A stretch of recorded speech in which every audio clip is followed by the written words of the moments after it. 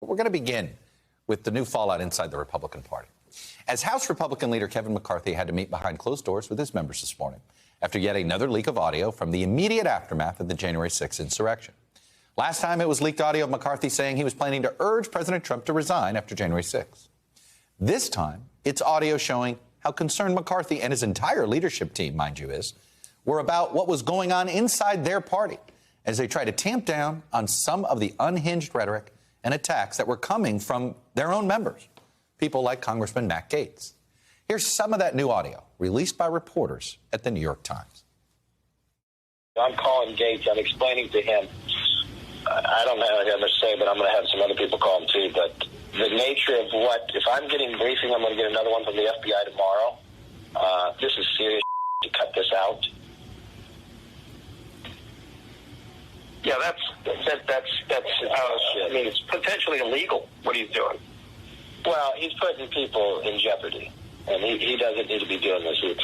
We saw what people would do in the Capitol, and these people came prepared with rope, with everything else. That was, of course, this is from New York Times reporters Alex Burns and Jonathan Martin. So that was then. And what is happening right now inside the Republican Party illustrates just how dramatically and suddenly the party has turned its back on small d democratic principles in the wake of that attack on the seat of our democracy. Because while McCarthy's comments from them seem rational in the moment, even morally upstanding, they are verboten now in today's GOP. They do not conform with former President Trump's lies about January 6th and the 2020 election as a whole. And according to reports from inside McCarthy's meeting with the Republican caucus today, he received a standing ovation after distancing himself from what he said after the insurrection. There's some Republican reaction after the meeting this morning. Basically said this is we need to keep on track and keep pushing forward. What we're doing, this is a distraction, folks. Come on. This is simply a distraction by the left trying to drive a wedge in a very unified Republican Party and a very unified conference. He had a standing ovation. He'll be speaker. So did you listen to the McCarthy audio that was released? Sure I did. And what was your response as an American? My response that it was edited. You see, I know the art of editing.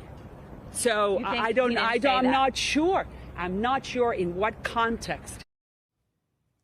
Folks, McCarthy's conduct over the last 15 months tells the story of the current Republican Party. In the immediate aftermath of the attack on the Capitol, he said the former president had responsibility for the attack and that some of his members were acting irresponsibly.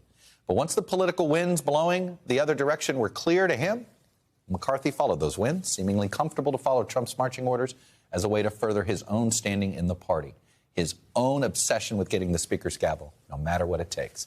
So what happens next inside the GOP? And what happens if a party built on lies and the ultimate pursuit of power potentially gets that power next year? For one thing, it means this version of the Republican Party may not have any hopes of actually governing.